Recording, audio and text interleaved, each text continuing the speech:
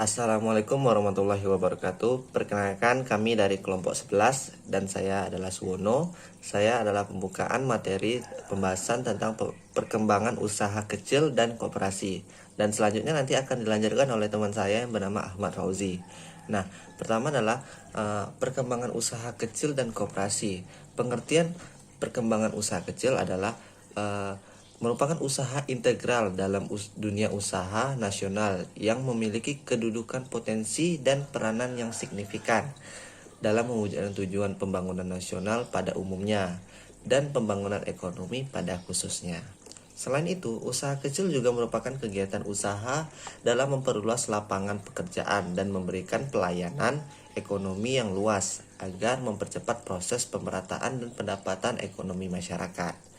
Selanjutnya, perbedaan usaha kecil dengan usaha lainnya, seperti usaha menengah dan usaha kecil ini dapat dilihat dari satu, sistem pembukuannya.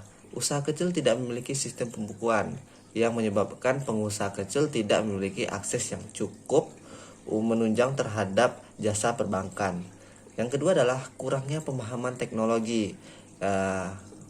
Di sini adalah pengusaha kecil memiliki kesulitan dalam meningkatkan usahanya karena teknologi yang digunakan masih bersifat semi modern, bahkan masih dikerjakan secara tradisional. Yang ketiga adalah terbatasnya kemampuan. Terbatasnya kemampuan pengusaha kecil dalam mengembangkan usahanya seperti untuk tujuan ekspor barang hasil produksinya, itu terbatasnya. Yang terakhir adalah yang keempat, sulitnya bahan baku. Bahan-bahan baku yang diperoleh untuk kegiatan usahanya masih relatif sulit dicari oleh pengusaha kecil.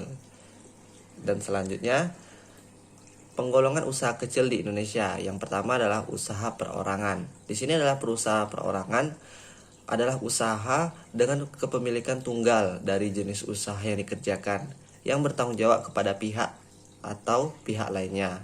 Dia pihak ketiga atau pihak lainnya. Maju mundurnya usahanya tergantung dari kemampuan pengusaha tersebut dalam melayani konsumen. Yang kedua adalah usaha persekutuan.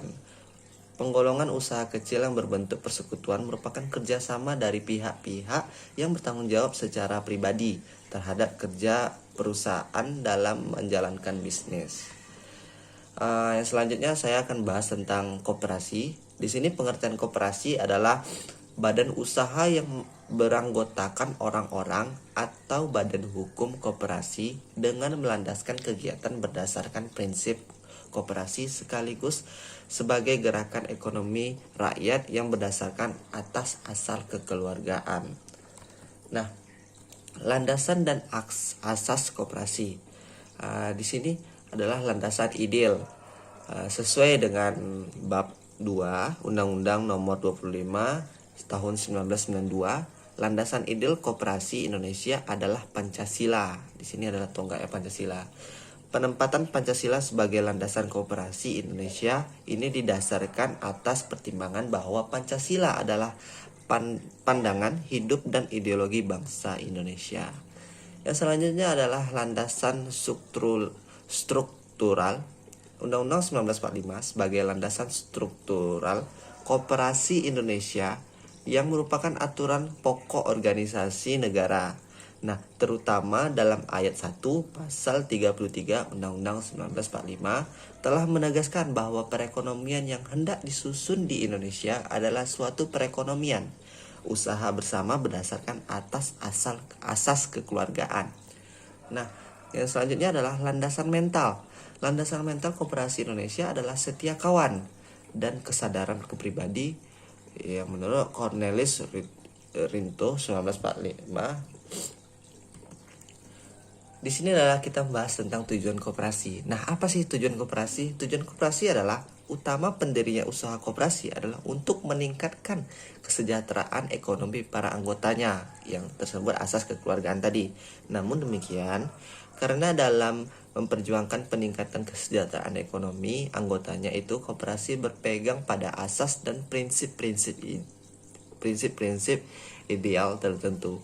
Maka kegiatan koperasi biasanya juga diharapkan dapat membantu meningkatkan kesejahteraan masyarakat secara keseluruhan.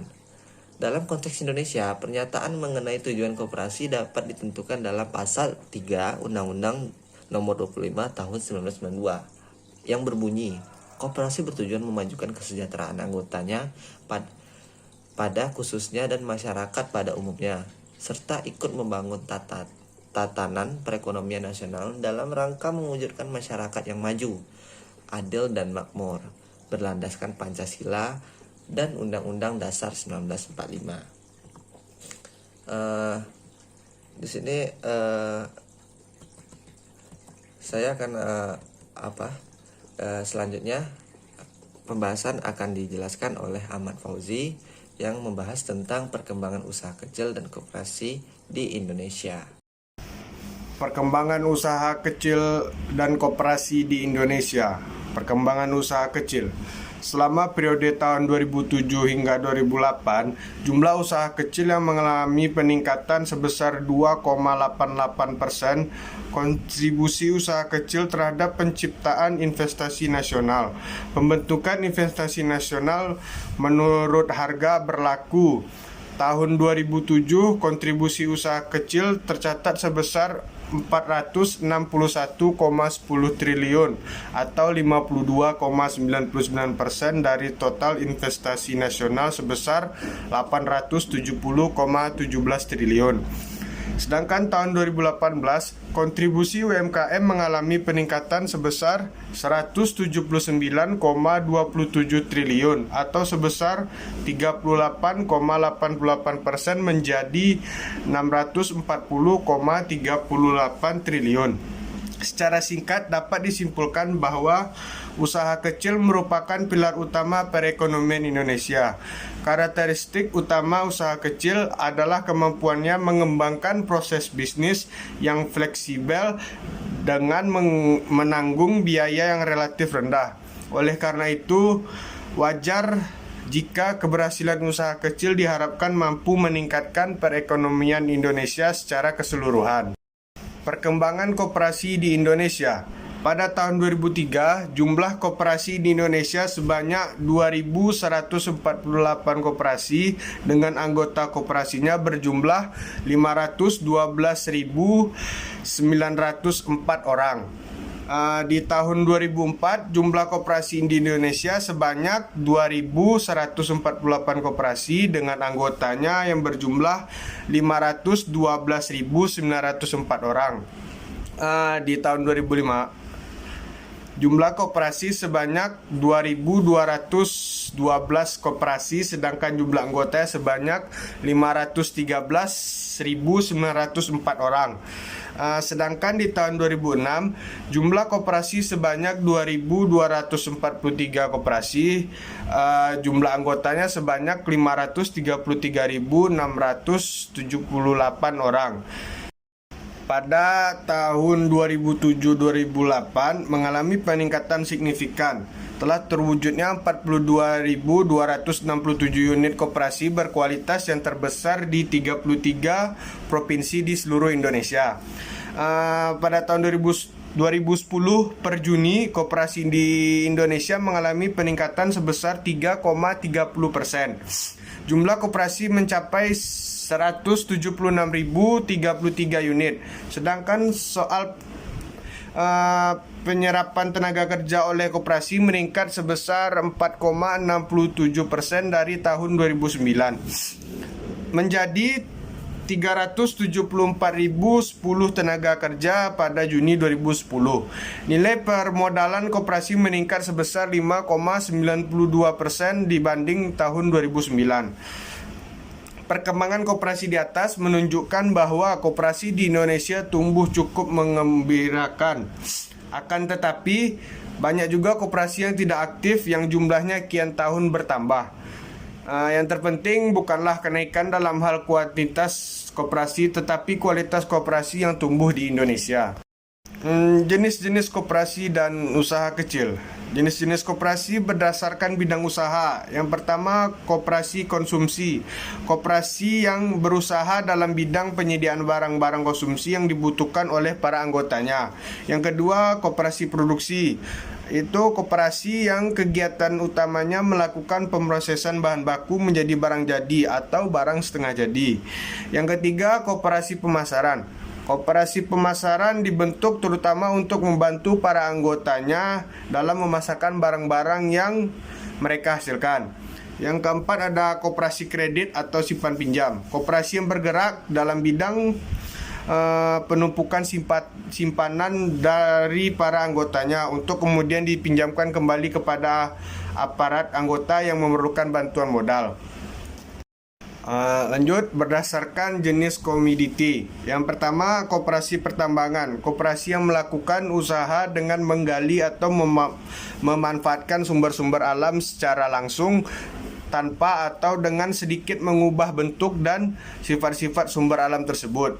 Yang kedua, koperasi pertanian dan peternakan. Koperasi yang melakukan usaha sehubung dengan komoditi pertanian tertentu. Yang ketiga, koperasi industri dan kerajinan. Koperasi yang melakukan usahanya dalam bidang usaha industri atau kerajinan tertentu.